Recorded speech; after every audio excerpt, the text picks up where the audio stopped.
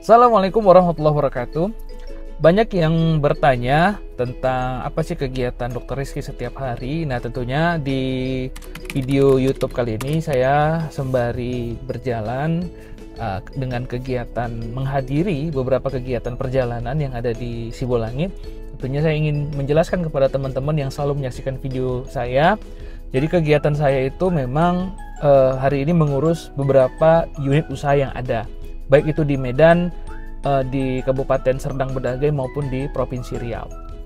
Nah, kegiatan-kegiatan ini setiap hari tentunya mengisi keluangan waktu kosong saya, dan kita juga memiliki beberapa pilot project untuk program ke depan untuk membangun sebuah unit usaha yang konteksnya tidak jauh dari pendidikan, kesehatan, dan juga media siaran.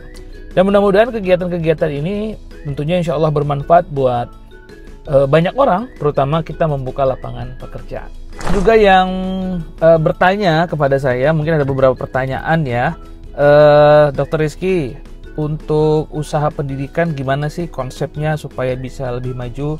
Nah, kalau kita bicara unit usaha pendidikan, tentunya kita memulai dari sebuah perencanaan.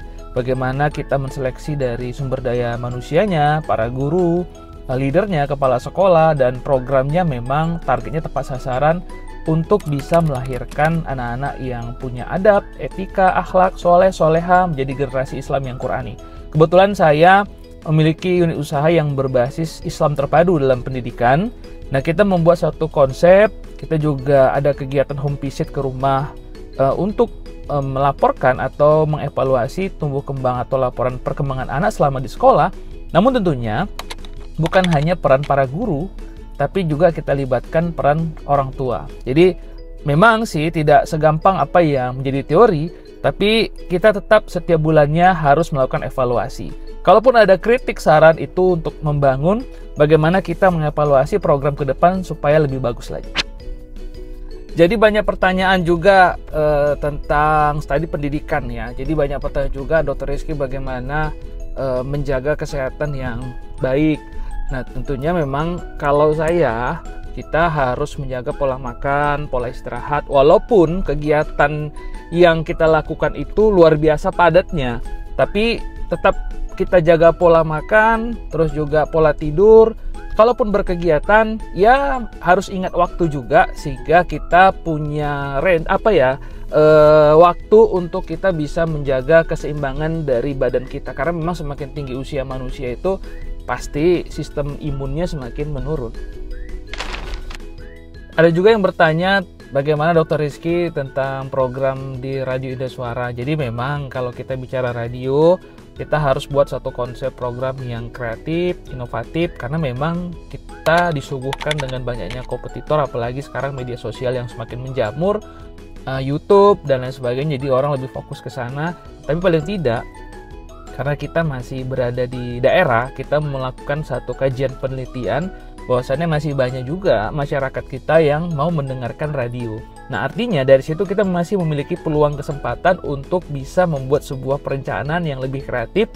Program yang disajikan harus benar-benar menyentuh, dan musik yang disajikan juga memang setiap harinya senang mereka dengerin dan request. Jadi itu yang kita lakukan, dan juga kita tetap melatih seluruh penyiar-penyiar yang ada di Radio Indah Suara.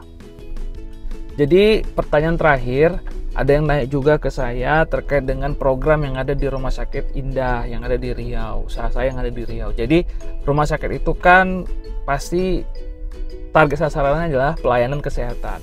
Sekarang kan sudah ada BPJS, terus juga ada layanan umum. Sebenarnya kita tidak ada membedakan itu, tapi paling tidak kita bisa melatih pegawai kita atau tenaga kesehatan kita dalam hal komunikasi efektif, bagaimana memberikan pelayanan yang benar-benar memang menyentuh langsung kepada pasien.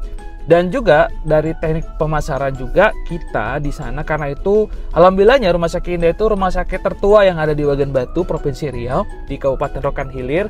Kita sudah banyak inovasi yang kita lakukan, dan kita banyak membangun mitra jejaring dengan bidan-bidan yang ada di sana. Paling tidak itu yang menjadi target sasaran kita ke depan. Walaupun memang masih banyak kekurangan, tapi paling tidak hari ini kita sudah berbenah menjadi yang lebih baik dalam hal pelayanan kesehatan. Kita lengkapi fasilitas sarana prasarana maupun dokter spesialisnya. Yang pasti buat kalian yang selalu menonton video saya, boleh aja nih mau ngasih pertanyaan apa tentang saya. Insya Allah nanti akan saya jawab melalui YouTube yang ada di channel saya. Terima kasih semuanya. Mohon maaf kalau ada kata-kata yang kurang berkenan. Yang pasti mudah-mudahan video saya bisa menjadi inspirasi buat kalian semua. Assalamualaikum.